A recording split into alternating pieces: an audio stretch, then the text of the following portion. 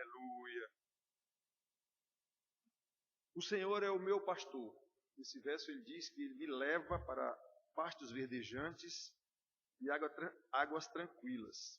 Então observe, é o pastor que leva a ovelha a pastos verdejantes e águas tranquilas. O homem aqui não está falando de pasto para ele comer e nem água para ele beber, não. Ele está falando da palavra, ele está falando do ensino, ele está falando da condução do Senhor.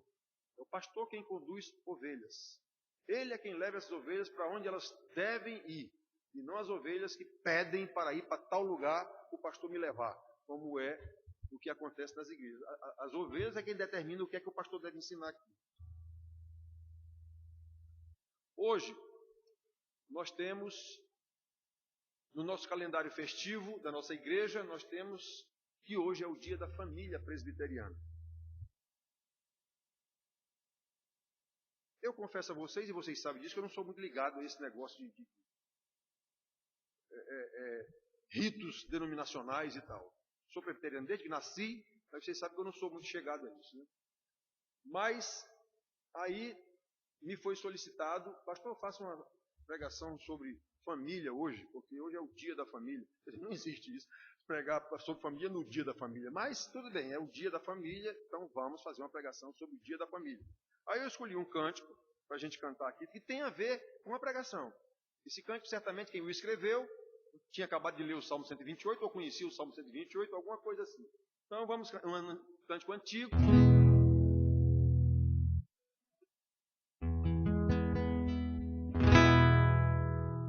Bem-aventurado aquele que teme ao Senhor e confia perpetuamente em seu poder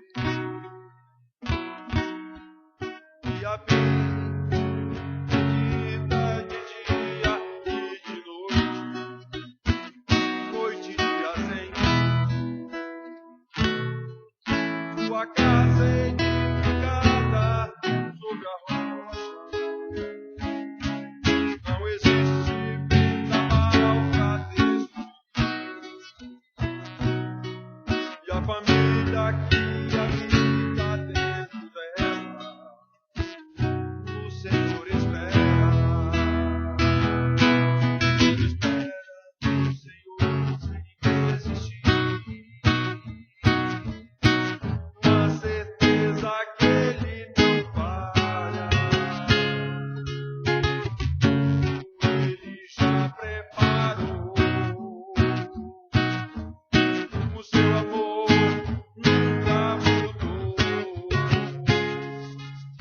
Espera no Senhor sem desistir. Seu amor nunca mudou. Bem-aventurado aquele que tem o Senhor perpetuamente em seu poder e medita de dia e de noite e dia sem sua casa edificada sobre a rocha. Não existe vendaval pra destruir.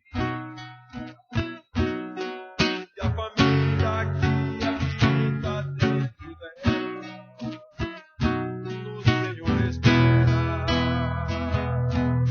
Espera no Senhor sem desistir.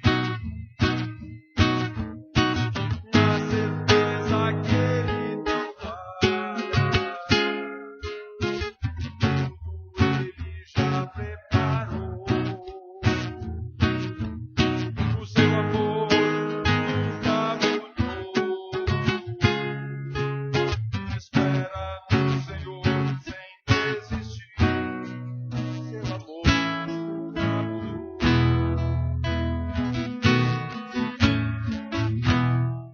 Aleluia.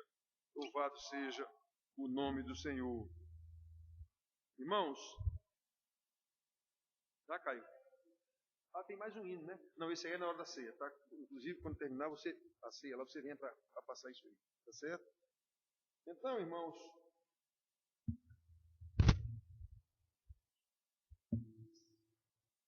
Hoje Val não veio, uma das cantoras, e a outra está prejudicada.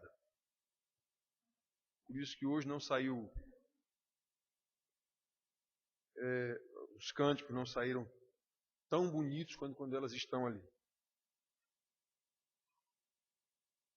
A propósito disso, tem uma mensagem que eu botei aqui, a segunda tem a mensagem de capa do boletim, tem uma mensagem aqui atrás, né?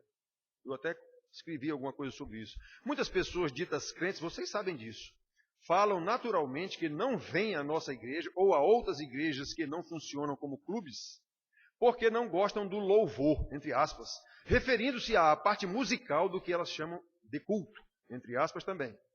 A cada domingo, tais pessoas, mesmo buscando entretenimento, imaginam estar cumprindo suas obrigações religiosas. Se não forem à igreja no domingo, sentem-se em falta com Deus.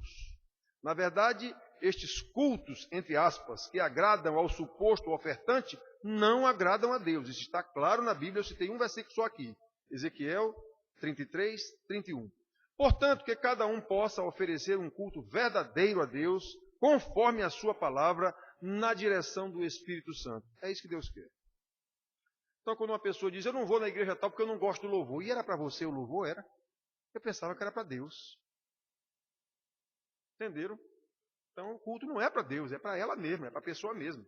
Quando ele diz, eu não gosto de tal coisa, não era para você o culto. O culto era para Deus. Veja como o negócio é muito mais profundo do que o que a gente imagina. Então, irmãos, como a presidente da SAF foi quem me solicitou, pastor, prepare uma pregação sobre a família.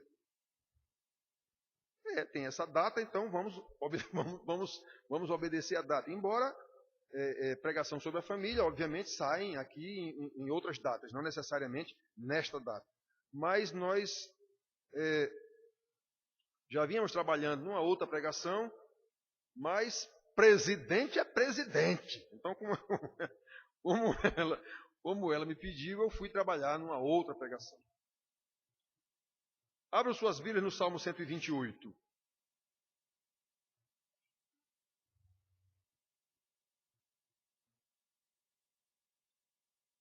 Salmo 128.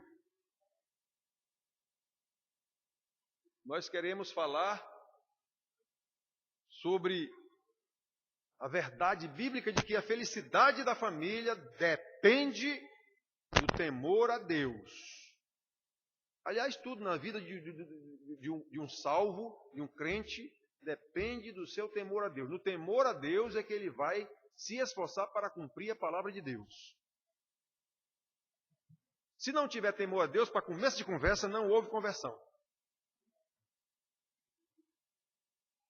É assim que eu sei, e digo isso sem medo de estar dizendo besteira, tolice, eu sei quando uma pessoa é convertida ou não pelo seu temor a Deus. Quando está conversando comigo ali, eu percebo.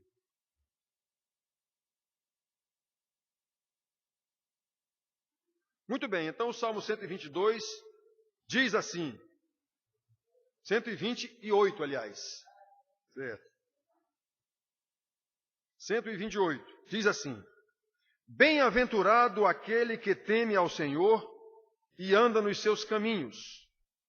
Do trabalho de tuas mãos comerás, feliz serás e tudo te irá bem. Tua esposa no interior de tua casa será como a videira frutífera. Teus filhos como rebentos da oliveira à roda da tua mesa. Eis como será abençoado o homem que teme ao Senhor. O Senhor te abençoe desde Sião, para que vejas a prosperidade de Jerusalém durante os dias de tua vida, e vejas os filhos de teus filhos, paz sobre Israel. Muito bem, irmão. Então, a primeira coisa que eu não vou nem... Antes de começar, a primeira coisa que se vê aqui, isso aqui é dirigido ao marido, ao chefe da família. Toda a felicidade da família ou o que acontece depende do marido. É a ele que é dada a responsabilidade desse lar. Muito bem. Hoje se inicia o mês de maio. Denominado por alguns, por alguém, de mês das mães. Mês da família. Para a Igreja Católica, mês de Maria. Então, isso faz com que esse mês seja visto de uma forma diferente dos outros. Especialmente considerando a importância que a mãe tem nas nossas vidas. Então, o mês das mães é um mês diferente um pouco dos outros. Que a mãe, de fato, é um ente muito precioso na vida de qualquer um de nós. E é interessante que a influência cultural acaba nos envolvendo emocionalmente. Quer dizer, você tem o ano todinho para fazer alguma coisa de bem para a sua mãe, mas você escolhe o mês de maio para fazer um agradozinho para sua mãe.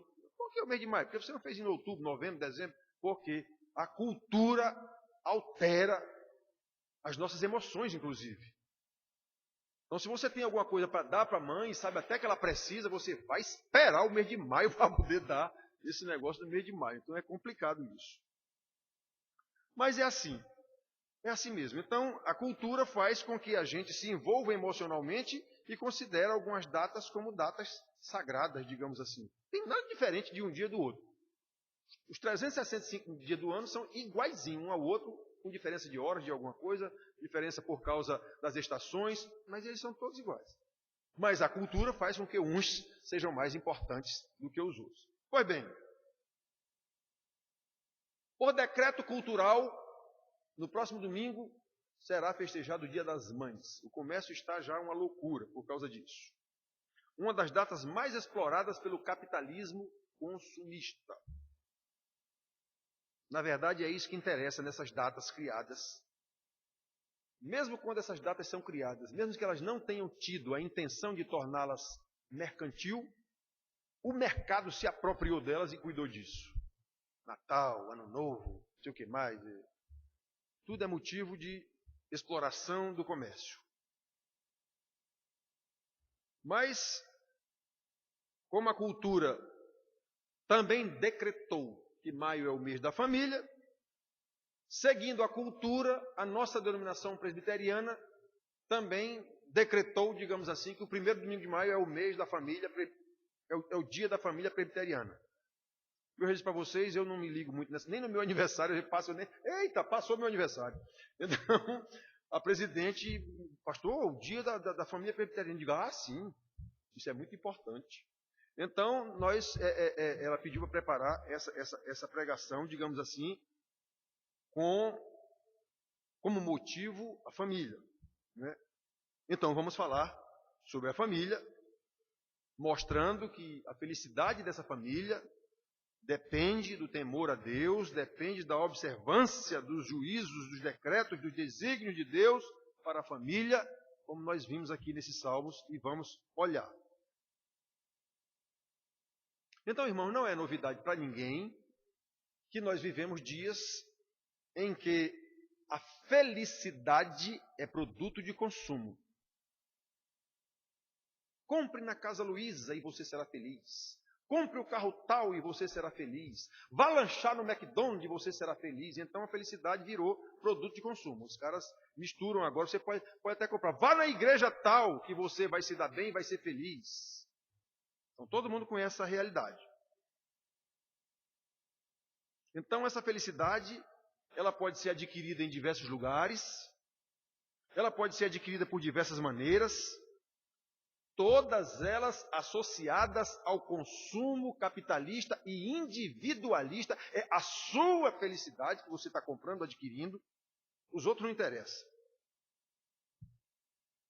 E essa felicidade pode ser vendida, inclusive através de supostas bênçãos, vendidas e compradas nas igrejas ditas evangélicas. Todo mundo aqui sabe dessa história. Quer dizer, nós temos hoje o mercado religioso. A ciência das religiões estuda largamente isso, esse mercado religioso que apareceu especialmente de algum tempo para cá. Sempre existiu, mas agora virou um negócio sério. Por isso, nós vamos falar sobre a família, sobre a felicidade dessa família e que essa felicidade ela não pode ser comprada, ela não pode ser negociada, ela não tem nada a ver com o mercado. Na verdade, ela tem a ver com você ser salvo ou não ela tem a ver com você temer a Deus ou não, ser dirigido por Deus ou não. É isso que fala aqui. Muito bem, irmãos. Como diz o salmista no Salmo 25:14, de vez em quando eu lembro esse salmo aqui, a intimidade do Senhor é para os que o temem, aos quais, quem? Esses que o temem, Ele dará a conhecer a sua aliança. Irmãos, vocês já pensaram nesse versículo bem direitinho? Aqueles que temem ao Senhor, é dado a eles a intimidade do Senhor. O Senhor dá a conhecer a estes que o temem a sua aliança, os seus decretos, os seus desígnios, a sua lei. Como o salmista diz também no Salmo 119, versículo 11, guardo no coração a tua palavra para não pecar contra ti. Versículo 115, lâmpada para os meus pés é a tua palavra e luz para o meu caminho. Vocês já pensaram o que é isso? O que é ter intimidade com Deus?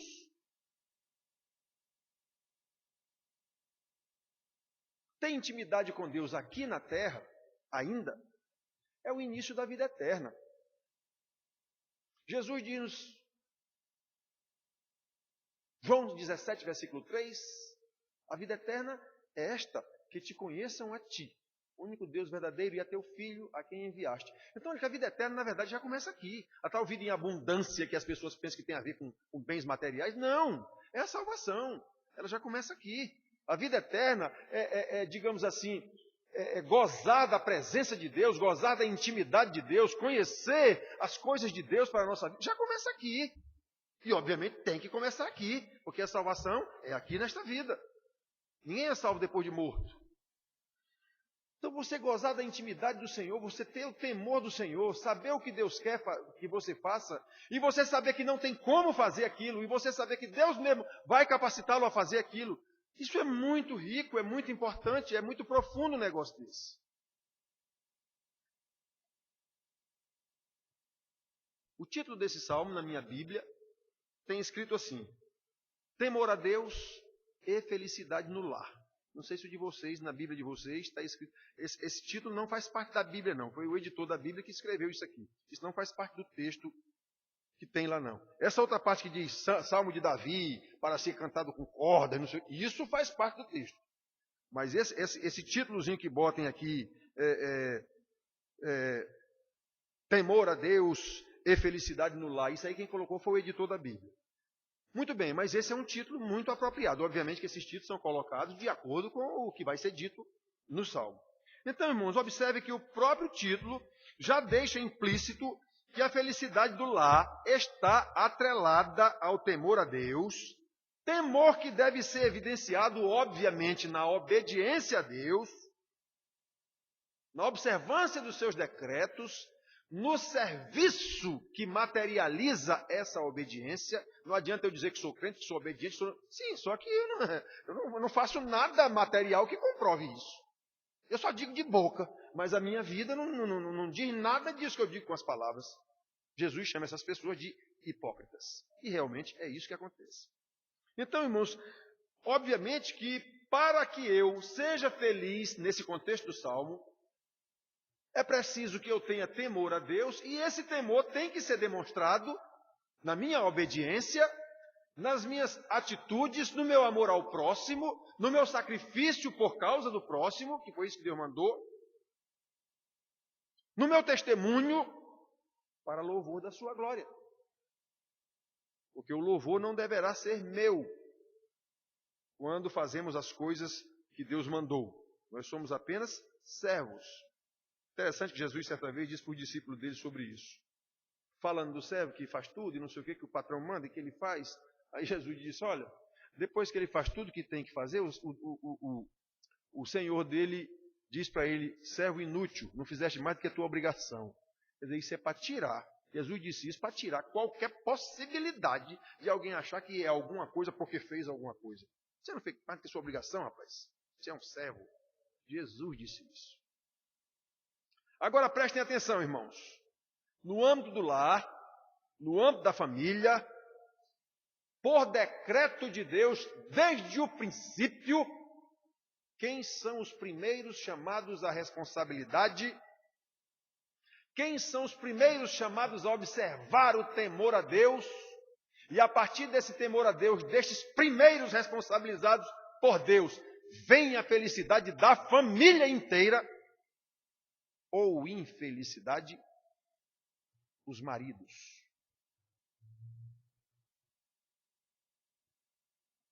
Os maridos. Foi a eles que Deus deu a responsabilidade. As mulheres, normalmente, numa era feminista, não gostam de admitir que deve ser submissas ao marido, porque eu não sou inferior a ele, eu não sou menor do que ele, não sou não sei o quê. Só que, junto com essa honraria, digamos assim, que Deus deu, de o homem ser o líder do lar, o líder da mulher, Deus deu a ele também uma responsabilidade do mesmo tamanho.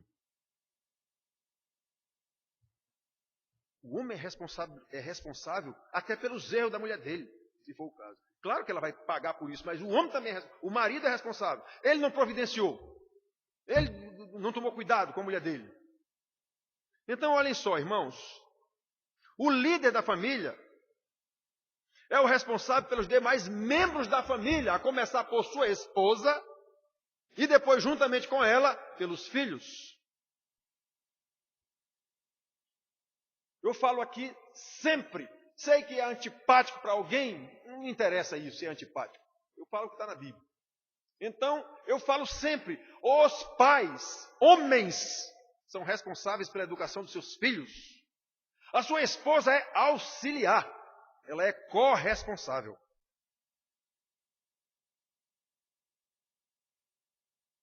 Então, quando o salmista inicia o seu salmo aqui afirmando que bem-aventurado aquele que teme ao Senhor e anda nos seus caminhos. Do trabalho de tuas mãos comerás. Obviamente ele está se referindo aqui ao marido, aquele a quem Deus, repito, desde o princípio determinou. Gênesis 3,19. Do suor do teu rosto comerás o teu pão. Interessante que alguém pensa que isso é uma maldição de Deus. O trabalho é não. Quando Deus colocou o homem no jardim antes do pecado, foi para ele cuidar do jardim. Então ele tinha um trabalho a fazer. Só que agora, depois do pecado, esse negócio se tornou mais penoso. Só isso. Porque agora está mais difícil. Agora a natureza vai ser contra você também. A sua própria esposa vai ser contra você também. Está tudo isso implícito ali naquela maldição do início. Sua própria esposa agora vai ser contra você. Tudo isso está implícito ali no início. Então, meus irmãos, prestem atenção. Aqui o salmista não está apenas reforçando que o trabalho não é uma maldição, e sim que o trabalho é uma dádiva de Deus. Bem-aventurado o homem que teme ao Senhor e anda nos seus caminhos. Sequência natural. Bênção de Deus. Do trabalho de tuas mãos comerás, feliz serás e tudo te irá bem. O trabalho é uma bênção de Deus na vida. É uma bênção de Deus. A partir desse trabalho é que ele vai desenvolver o sustento da sua família, a felicidade da sua família necessária. Olha, irmãos, eu às vezes vejo entrevistas de pessoas desempregadas há não sei quantos meses, às vezes anos. E eu vejo pessoas com aquela situação. Já houve ocasião de eu ouvir um dizer, olha, um homem sem o seu emprego, ele perde a sua dignidade. Uma vez eu vi um cara dizer isso. Ele perde a sua dignidade, ele não é ninguém. Ele não tem... É complicado, o cara perde o referencial, ele perde até a identidade, na verdade. Como é que eu vou sustentar minha família? Um homem sem emprego. E emprego é responsabilidade do governo. Então, irmãos, o salmista começa dizendo aqui que o homem que teme ao Senhor, que anda nos caminhos do Senhor, segundo os seus decretos, a partir do seu trabalho, que ele vai desenvolver também no temor do Senhor, ele será feliz. E tudo se irá bem na sua casa. Aí ele começa a dizer, na sua casa. Aí ele começa a dizer, na sua casa. Olha, irmãos, eu tenho ouvido de pessoas da igreja.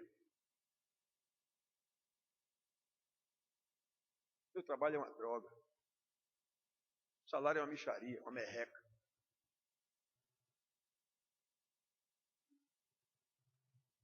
Você está dizendo, meu Deus é uma merreca, meu Deus não sabe nada, o trabalho que ele me deu é uma porcaria. Isso é falta de temor a Deus, isso é falta de conhecimento de Deus. Não é esse o trabalho que eu tenho? Pois é esse trabalho que eu vou desenvolver no temor do Senhor.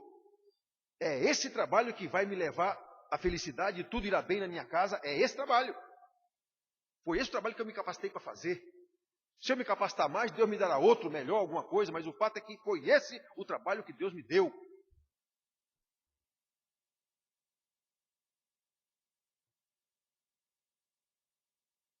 Quantas vezes eu escuto isso? Trabalho é uma droga. Mixaria. Mixaria é um termo que vocês conhecem aqui. Salário é uma mixaria, pastor. Às vezes, eu vou lá no emprego, recebo minha mixaria. Prestem atenção, irmãos. Ou então, é um trabalho que eu não suporto esse trabalho. Irmãos, você está dizendo, eu não suporto a bênção de Deus. Ou, é isso que é bênção? Se o pastor disser, irmão, isso é bênção. É isso que é bênção? Essa bênção eu não quero, não. Esse Deus eu não quero, não. O Deus que dá uma bênção dessa, eu não quero, não. É isso. A realidade é essa. Olha, irmãos, quando uma pessoa rejeita o trabalho que Deus lhe deu, ele está evidenciando falta de temor a Deus e a consequente falta de felicidade no lar, como está dizendo aqui. Nada mais irá bem na sua vida, como ele está dizendo aqui. Então, o homem que teme ao Senhor e que anda nos seus caminhos, e a partir do seu trabalho, ele será feliz e tudo lhe irá bem. Se ele não tem o temor do Senhor, nem anda nos caminhos do Senhor, esse trabalho vai ser desgraça para ele mesmo. Isso é uma porcaria, esse trabalho. Isso é uma mixaria o que eu ganho. Eu sempre inverto as coisas da Bíblia para vocês entenderem melhor. O camarada lê a Bíblia, que maravilha. Sim, colega. Mas isso está acontecendo na sua vida desse jeito? Não, meu trabalho é uma porcaria e meu salário é uma mixaria e lá em casa é um inferno. Pois é. Então a primeira parte não se aplica à sua vida. Você não teme o Senhor, nem está andando nos seus caminhos. É exatamente por isso que essa situação está se desenrolando como maldição na sua casa.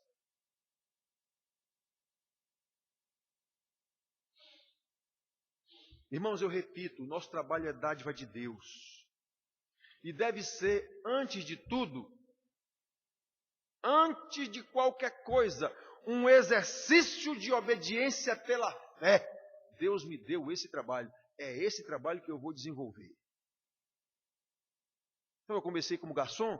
Sim, eu vou ser um excelente garçom. Eu vou terminar maître, chefe de cozinha, sei lá o quê. Ou quem sabe até dono do restaurante. Aí eu não estou falando das bênçãos do Edir Macedo, não. Estou falando de um trabalho desenvolvido, você se desenvolvendo, você se aprimorando, de sorte que você vai terminar chegando num posto mais alto.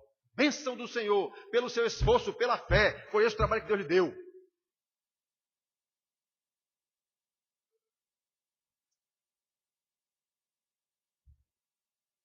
É assim que feliz serás e tudo te irá bem.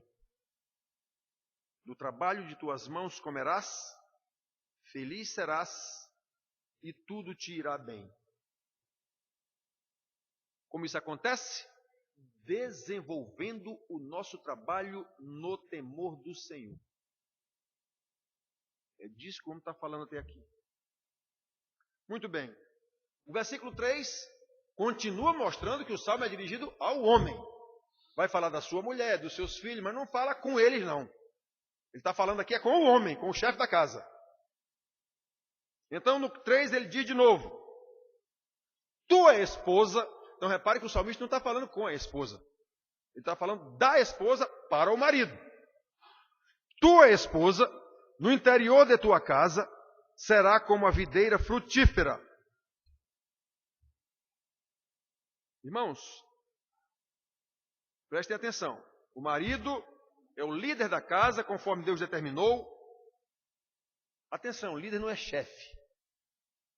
Líder não é feitor de escravo. Líder é aquele que dá exemplo. É aquele que mostra aos outros como é que se faz, de forma adequada. É isso que é líder. Então, irmão, É aquele que faz seguidores. Jesus, lembra de Jesus? Nunca foi brabo com os seus discípulos, ele sempre mostrava como é que se faz e dava o exemplo. Com amor. É isso que é líder. Então, irmãos, presta atenção. Presta atenção. O salmista está falando com o homem, aí começa a mostrar a mulher do homem. Então, pelo teu temor a Deus, por tu andares de acordo com os decretos de Deus, por desenvolveres bem o trabalho que Deus te deu, tu serás feliz e tudo te irá bem. Aí ele começa a dizer o que é que te irá bem. A tua mulher, no interior da tua casa, será uma bênção na tua vida também. Será como uma fruteira, como uma videira frutífera. Agora preste atenção, irmãos. Novamente, o salmista, ele faz referência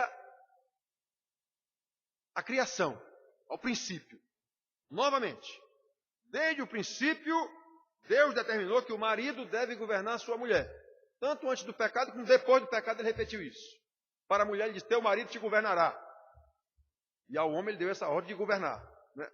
O que é governar? O problema é que o conceito da palavra também foi deturpado pelo pecado. Governar pela nossa cultura é ser ladrão.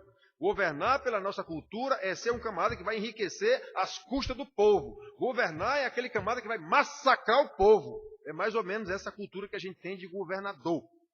Mas não é esse o conceito correto da palavra governar. Palavra governar, que é sinônimo também de administrar, que pode ser usado para liderar também, se for o caso, mas governar e administrar é exatamente a pessoa encarregada de suprir todas as necessidades de outras. Então, se eu sou o governador da minha mulher, eu vou envidar os meus melhores esforços, eu vou fazer tudo o que for possível para proporcionar o bem-estar da minha mulher. É isso que quer dizer governar. É esse o conceito da palavra. Então, irmãos, ele diz assim, a tua mulher no interior da tua casa será como árvore frutífera, como a videira frutífera. Como é que uma videira será frutífera? No contexto aqui do salmista, eles cuidavam de videiras. Todos sabem, e ele diz também, quando Jesus diz lá para os seus discípulos, eu sou a oliveira, a videira e vocês os ramos, e meu pai o agricultor. Então ele vai podar, ele vai cuidar. É esse o contexto. Então uma videira, para ser frutífera, ela precisa de tratos culturais. Ela precisa que o cidadão plante. Ela precisa, antes, limpe o terreno. Ela precisa que o cidadão plante, dê os tratos culturais, bote adubo, o que for necessário. Evite ervas daninhas, evite insetos. Ele tem que aguar, ele tem que cuidar, ele tem que podar no tempo adequado, na época adequada. Pois é. Essa videira, o homem está dizendo aqui, é a esposa. E quem tem que ter todo esse trabalho para cuidar dessa videira é o marido. É o marido. Então observe que essa história de que o marido tem privilégio porque ele é o líder, ele é o governador, olha a responsabilidade que ele tem. Olha a responsabilidade que ele tem. Irmãos, maridos aqui presentes,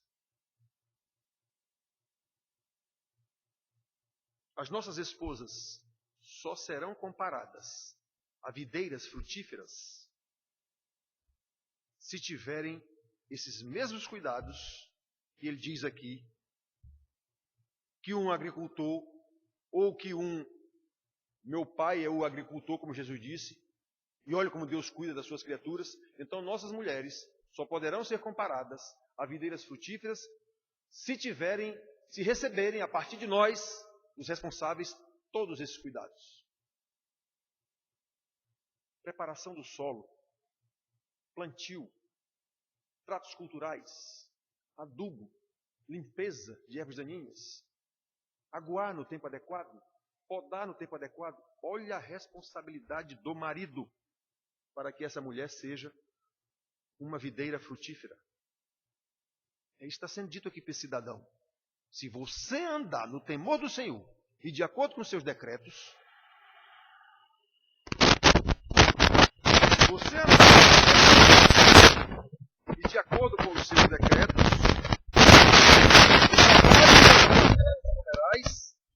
feliz serás e tudo te irá. Só roda.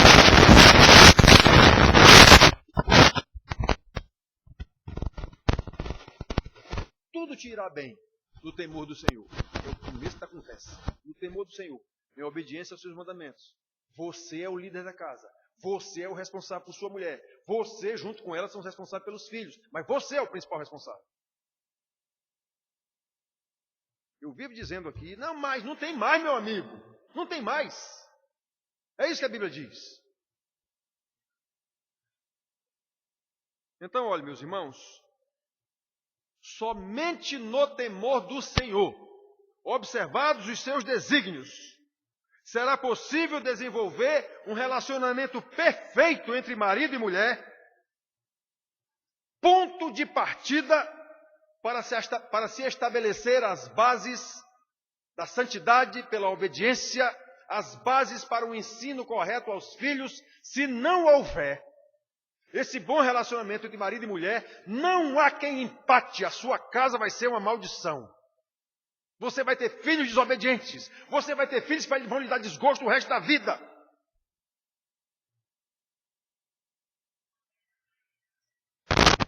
Essa é a condição para que nós tenhamos uma família em paz. Começando pelo marido, que teme a Deus, que anda segundo os seus decretos, e que a partir do seu trabalho se irá bem, será feliz, e aí ele proporcionará a sua mulher, que é sua auxiliar, e que, segundo o Salmo aqui, está em casa, cuidando das coisas. Juntamente com sua mulher, ao redor da mesa, vamos já ver aqui, seus filhos, como os frutos da videira, todos eles ali, a mulher no interior da tua casa, no temor do Senhor, a família crescerá em graça, e a esposa como essa oliveira frutífera, bem cuidada, bem adubada, bem aguada, gerará filhos como rebentos, que encherão a roda da tua mesa. Naquela época, uma família quanto maior, mais abençoada, mais bonita. Era assim. Eu ainda peguei esse tempo. Meu pai teve 12 filhos. A mãe dele teve 16, sei lá quantos. Então ainda era assim naquela época. Hoje não, cada um tem 1, 2 no máximo. Até porque a condição não permite que o cidadão crie mais do que 2 filhos. Está muito complicado. Então, irmãos, somente a partir do marido cuidando da sua mulher, e ela vai responder a esse cuidado de forma adequada também. Então, os dois juntos agora vão educar seus filhos, criar seus filhos, santificar esses filhos nesse relacionamento santo deles dois, no temor do Senhor, e vão poder criar filhos. Criar não é só dar comida, não, é dar ensinamento. Criar filhos obedientes a Deus, porque todos são obedientes a Deus. Então vão criar filhos obedientes aos pais, porque são obedientes a Deus. Se ensinar os meninos desde pequeninos isso, eles vão saber que devem obediência aos pais pela obediência que eles já têm a Deus. Mas o que é que nós vemos em grande escala? Porque eu sou sua mãe e estou mandando. Pense numa estupidez. Ou pai, eu sou seu pai, você tem que me respeitar. Que conversa é essa, meu amigo? Que conversa é essa? Mas é mais ou menos assim que a gente vê. Ou seja, tudo errado. O pai com atitude dessa, a mãe com atitude, já demonstra que não tem o temor de Deus, não sabe como educar os filhos no temor do Senhor, aí vai tentar educar com uma grosseria dessa. Está tudo errado. Vai dar tudo errado.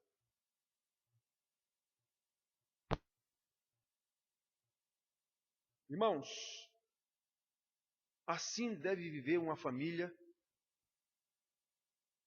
cada família como núcleo. Deus criou a família como núcleo para, através dessa família, estender o conhecimento dele, das suas maravilhas ao mundo, através da família. Vários salmos você vê isso. O pai, ele mandou Abraão, tu ensinarás a teus filhos, para que ele ensine aos filhos dos teus filhos, para que ele ensine aos filhos dos seus filhos, de modo a perpetuar o conhecimento de Deus. Está escrito isso em vários, está escrito desde Abraão.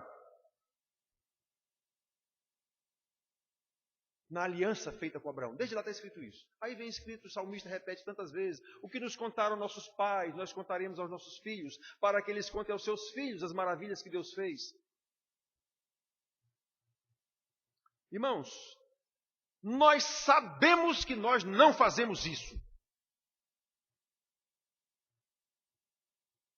Aí depois haja reclamar que o negócio lá em casa está complicado, o menino não obedece, não sei o que mais, não sei o que mais, não sei o que mais, não sei o que mais. Pois é. Olha o começo da conversa. Bem-aventurado aquele que teme ao Senhor e anda nos seus caminhos. Um pai ou uma mãe que dá um grito com o filho, porque eu estou mandando, eu sou seu pai, nem teme ao Senhor, muito menos anda nos seus caminhos. Ele nunca ensinou para esse filho por que ele tem que ser obediente. Até porque como ele vai ensinar se isso é uma demonstração de desobediência e desequilíbrio emocional? Complicado, irmãos. Mas é complicado porque nós complicamos. A vida de uma família cujo marido teme ao Senhor e conhece o Senhor e conduz sua mulher em santidade de vida também é uma das responsabilidades do marido. Lá em Efésios 5, 25, 26, 27, está dizendo que o marido deve amar a mulher como Cristo, que se entregou por ela para santificá-la. Então repare que o marido tem que se sacrificar pela sua mulher, inclusive por causa da santificação dessa mulher, como Jesus fez com a igreja.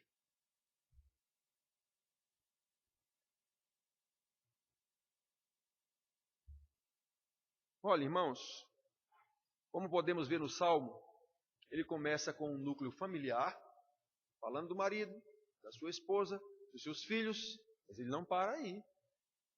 Repare que ele inclui esse núcleo familiar, ele joga para Jerusalém e para Israel. Saiu da casa, essa bênção, atingiu Jerusalém, a capital, e Israel, o país. 4 e 6. 4 a 6. Ela será abençoada, aliás, eis como será abençoado o homem que teme ao Senhor. Então ele mostra que esse homem teme ao Senhor, anda segundo os seus decretos, faz do seu trabalho uma bênção, será feliz e tudo lhe irá bem. A sua mulher, como uma videira frutífera no interior da casa, é uma bênção na vida dele também. Ele e a mulher, agora os dois, são uma bênção na vida dos filhos, e encherão a sua mesa ao redor. Aí ele diz, eis como será abençoado o homem que teme ao Senhor. O Senhor te abençoe, esse homem e sua família, desde Sião, para que vejas a prosperidade de Jerusalém. Então repare que ele incluiu esse homem e sua família, essa bênção do homem temente a Deus, ele já incluiu em Jerusalém, durante os dias da tua vida, e vejas os filhos dos teus filhos, que são os netos, paz sobre Israel. Esse cidadão era chefe de uma família e fazia parte da nação de Israel. Vejam a visão que o salmista tem do Deus dos pactos e do pacto de Deus. Não é só você. Tem um mundaréu de gente atrás de você ou junto com você. Eu tenho dito para os irmãos, faz muito tempo que a igreja perdeu a noção de família. Muito tempo. O tal pós-modernismo, egoísta, individualista, transforma as pessoas em tudo isso. Cada um privatiza aquilo que ele acha que é seu. Eu vou para a igreja buscar a minha bênção. Pois é.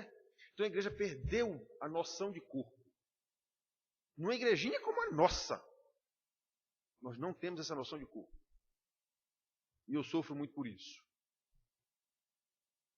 Até tem algumas pessoas que trabalham juntas e tal, mas normalmente qualquer coisinha, porque não sei o quê, porque eu, porque não sei, pronto. Complicado. Muito complicado. Então, olhem só, irmãos. O salmista tem a visão, conhece o Deus do pacto e conhece o pacto de Deus. Mostrou a família do cidadão, mostrou como é que essa família é uma bênção, é feliz, e a incluiu no contexto maior, Jerusalém, Israel. Pois bem, como hoje comemoramos o dia da família presbiteriana, que existe no papel, pelo menos,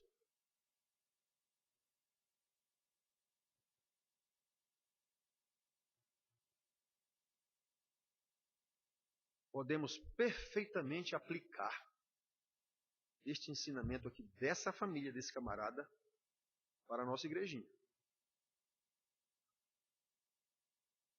No temor do Senhor, cada marido, como líder da sua casa, cuide da sua esposa. Dê os tratos culturais que a videira precisa. E isso, obviamente, tem que ser a partir do temor do Senhor, como está escrito aqui. Cumprindo os decretos de Deus, como está escrito aqui. Cuide da sua esposa, como líder da casa, de modo que ela seja comparada a essa videira frutífera. Que bênção uma videira frutífera! Os dois, bem-aventurados em sua obediência e santidade, vão ter condição de gerar filhos no temor do Senhor, criar esses filhos no temor do Senhor, educar esses filhos no temor do Senhor, como está escrito desde lá da lei do Velho Testamento, Deuteronômio, capítulo 6, ensinando esses meninos de manhã, de tarde, de noite, comendo, levantando, deitando, dormindo.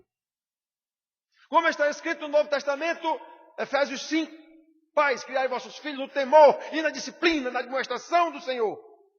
Observe que criai está associado a ensino, e não simplesmente a dar comida e roupa. Como normalmente a gente pensa, eu crio meus filhos, ele acha que é só dar comida, alimento, dar colégio. Não, esse criai aqui da Bíblia está relacionado ao ensino de Deus. Hoje eu estava conversando com os meninos lá e lembrando a eles estão com 12, 14 anos, e eu estava dizendo, meus filhos, pensem em 12 anos, 14 anos, pensem isso para frente. Porque normalmente quando você pensa para frente é muito tempo, para trás já passou, é bem rapidinho. Quando você pensa para frente, se você disser para um menino desse, daqui a 12 anos você vai ser ele, meu amigo, tu é doido, é 12 anos, isso não chega nunca. Sim, só que você já tem 12, então já passou tão depressa. Aí eu estava lembrando para eles, meus filhos, olha, quando eu vejo um rapaz com 20 e tantos anos de vida, 20 e tantos anos de vida, 20 e tantos anos de vida, e não tem nenhuma utilidade para os pais. Não tem nenhuma utilidade para ninguém. Meu Deus do céu. Que demonstração de incapacidade dos pais que criaram este ente. 20 e tantos anos de vida não serve para nada. Não sabe ir num banco pagar uma conta, alguma coisa assim. Não serve para nada. É complicado um negócio desse. E essa pessoa às vezes diz que é crente. Às vezes o camarada casa, tem família, e é o pai que continua ainda cuidando das coisas para ele. Meu Deus do céu. Isso é um atestado de incompetência, passado em cartório e reconhecido lá no céu por Deus. Brincadeira um negócio desse. Então, irmãos, nós temos responsabilidade. O pai, a mãe é corresponsável. Então, o pai tem responsabilidade por isso. Pela educação, pela criação do seu filho, dos seus filhos. O pai tem responsabilidade. Então, meus filhos, olha, é assim. Então, essa família, se ela for criada desse jeito, se ela for conduzida desse jeito, o pai cuidando da mãe como uma videira frutífera, tornando essa mãe uma videira frutífera, ele andando no temor do Senhor, desempenhando o seu trabalho, transformando esse trabalho numa bênção cada vez, tudo te irá bem, serás feliz. Aí sim, nós temos condição de criar filhos ao redor da mesa. Eu lembro da minha infância, meu pai, mamãe, 12 filhos em volta da mesa, papai ensinando a Bíblia para a gente de manhã, todo dia, com exceção do domingo, porque no domingo a gente já vinha para a igreja.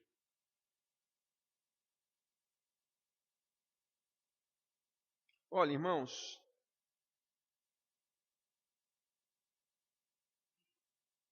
assim começa a família, no Salmo, começa com uma família, com o pai, envolve a mãe, envolve os filhos, e aí os inclui num contexto maior, Jerusalém, capital, e aí os inclui num contexto maior, Israel, nação. Pois, meus filhos, eu digo sem medo de errar para vocês, isso é possível aplicar para a nossa igrejinha de 30 famílias, sei lá, quantas tem aqui. Eu digo sem medo de errar. A dinâmica do Salmo é: o homem que teme ao Senhor é bem-aventurado para edificar a sua casa em santidade. Pelo desenvolvimento do seu trabalho, bênção de Deus na vida dele. Então ele pode conduzir a sua família feliz, a começar pelos tratos de amor que ele dá na condução, na liderança da sua mulher. Aí os dois viverão em paz, paz necessária para que criem seus filhos na obediência, no ensino adequado, no ensino desses decretos de Deus, os caminhos de Deus, em condição de ensinar esses filhos na obediência.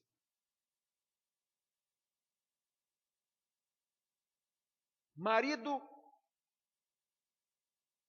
que briga com mulher, mulher que briga com o marido. Isso é treinamento da melhor qualidade de filhos desobedientes. Eles estão vendo papai e mamãe desobedientes. Eles crescem vendo isso. Papai brigando com mamãe é desobediência dos dois. Não era para eles estarem brigando. Por que eles estão brigando? Porque não há entendimento entre eles. Então os dois são desobedientes. Pois é, o filho cresce vendo isso. Como é que alguém imagina que esse filho não vai ser desobediente? Quer dizer, além de tolo, é meio doido e burro para não entender um negócio desse. Ora, se eu vivo brigando com a minha mulher e meus filhos estão vendo isso, eles estão vendo o que é desobediência. Mesmo que não se diga essa palavra para eles, é isso que ele está vendo. É assim que ele está sendo treinado. Se conseguir dar uma de santinho, digamos assim, nesse contexto, você está criando ainda por cima um sonso. Vocês conhecem essa palavra sonso, né? Uma pessoa que não é aquilo que ele está demonstrando. Ele tem medo e ele fica ali, deixa eu me dar bem nessa história aqui, o máximo que eu puder. Mas ele não é nada daquilo. Quando ele tiver a oportunidade de demonstrar o que é que ele é, ele vai demonstrar isso que ele aprendeu com o papai e com a mamãe. Se não for um sonso, às vezes vira um cínico. Aquele que, tá bom, não sei o quê, totalmente cínico. Ele não vai fazer nada daquilo que ele diz. Não, tá certo, eu vou obedecer. É um cínico. E isso é o papai e a mamãe que fizeram. Então preste atenção, meus filhos. A família de Deus, a família como Deus quer, parte do marido que teme a Deus, obedece os seus princípios, observa os seus caminhos, valoriza o seu trabalho que Deus lhe deu, desenvolve esse trabalho como bênção de Deus na sua vida e será feliz e tudo lhe irá bem. Como? Sua mulher, no interior da sua casa, porque ele é um bom marido, é um homem crente, vai orientar essa mulher, vai discutir com essa mulher. A mulher é uma bênção, virou uma videira frutífera. Pois muito bem, os filhos agora vão ser criados nesse contexto. Irmãos, nós podemos fazer isso aqui, irmãos. Nós podemos botar isso em prática. E não tenham dúvida que essa igrejinha fará diferença no contexto de João Pessoa. Como essa família que ele disse aqui se insere no contexto de Jerusalém, uma capital grande. Se insere no contexto de Israel, um país naquela época. Ah, meu Deus. Essa é a dinâmica do Salmo, irmãos. Nesse contexto lá de Israel. Quase 1000 anos antes de Cristo. Os reis, a história dos reis aí tem 700, quase 1000 anos antes de Cristo. Pois isso se aplica a nós, pode ser aplicado a nós rigorosamente. Nós temos uma realidade aqui na nossa igreja, aliás, qualquer igreja deve ter essa realidade. Então deixa eu falar nelas também, nessa realidade também. As mães aqui presentes que estão escutando essa conversa, cujos maridos não são crentes, ou, mesmo dizendo-se crentes, não desempenham o seu papel, como nós estamos vendo aqui, que deve ser um marido que teme a Deus. A orientação para vocês é: orem. Orem. Submetam-se aos seus maridos, mesmo eles estando errados. Orem. Peçam graça a Deus. Testemunhem a Deus como mulheres santas, submissas, sábias. íntegras. E deixe Deus agir. Não tente agir pela sua própria conta, sendo brava, bruta com o seu marido. Vai dar errado. Não é esse o ensinamento de Deus. Vai dar errado. Sejam submissos aos seus maridos e orem por eles. Peçam ajuda em oração da igreja. Se a igreja não ajudar vocês em oração, isso não é igreja de nada. Bando de falso hipócrita. Se uma irmã chegar, é com a SAF que está aqui. Foi a SAF que pediu essa beleza de pregação. Pois é, chame a SAF. Senhora presidente, eu estou numa situação lá em casa, eu queria oração. Se as irmãs não fizerem isso, a gente acaba com o SAF, acaba com tudo aqui. Não há corpo, não há família, coisa nenhuma. E obviamente que eu creio que isso não acontecerá. Vamos orar, vamos clamar a Deus. Vamos pedir a Deus, Senhor, olha a minha situação. Meu marido não é crente.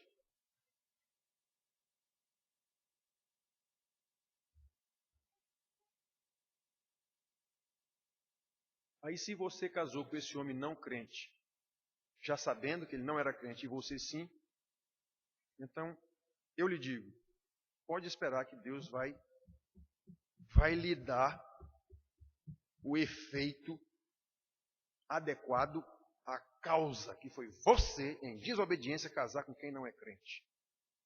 Pois agora aguente.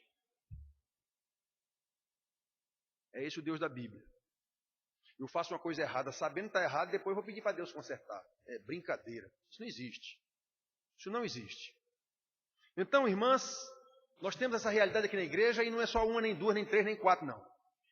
Irmãs casadas, homens não crentes, ou alguns ditos crentes, mas não são crentes, coisa nenhuma, apenas dizem que são.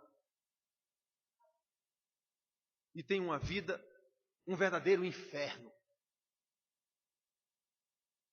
Irmãs queridas, perseverem em oração. Peçam graça a Deus. Chamem o pastor, chamem as outras irmãs, chamem um grupo de oração. Vamos orar. Vamos orar. E se esforcem de todas as maneiras para, fortalecidas na força que Deus supre. Como Paulo diz, fortalecido no Senhor e na força do seu poder. Orem e testemunhem. Há exemplo na Bíblia disso. A mulher não precisa ser braba. Pedro ensina isso em silêncio. Ela ganhará o seu marido. Em silêncio. Se ela for inteligente. Então essas mães, já que o marido não está fazendo o seu papel, ela, se for crente, vai entender que deve fazer esse papel de abençoadora da sua casa. Vai ter que fazer esse papel de educar esses meninos do temor do Senhor, na disciplina do Senhor, porque o marido não está fazendo o seu papel. Então você vai ter que se desdobrar, digamos assim, com a graça reforçada do Senhor, com o apoio da igreja, das irmãs em oração, para que você consiga superar essa deficiência, essa falta do seu marido, conforme este marido aqui. Não esqueça que isso aqui está escrito para um homem crente. A Bíblia é escrita para crente. A Bíblia é escrita para crente. Então, meus filhos, as mães sábias, zelosas da palavra do Senhor, serão capazes de que a família será feliz e tudo lhe irá bem, de acordo com as atitudes dessa mulher. Não esqueça, a mulher sábia edifica o seu lar. A mulher é um ente especial colocado por Deus no mundo, porque o homem sozinho não tem capacidade. Deus viu isso, o homem sozinho não tem capacidade. Então ele tem que ter uma mulher para o auxiliar. Pois é. Então repare que o papel da mulher é muito importante. É muito importante. Que Deus nos abençoe, meus filhos. Que Deus conceda graça para entender que a felicidade das nossas famílias depende da nossa fidelidade, do nosso temor, da nossa obediência aos decretos de Deus. Temos que andar o tempo todo observando como foi que Deus nos mandou que nós agíssemos. Ele nos salvou, não é o nosso Criador, o nosso Salvador. Então nós vamos agora, fortalecidos nele, fortalecidos no seu poder, na direção, na condução do Espírito Santo, nós vamos levar nossas famílias Cada marido, nossas esposas, marido e esposas, nossos filhos, a família agora, nossa igreja, a igreja, nossa cidade.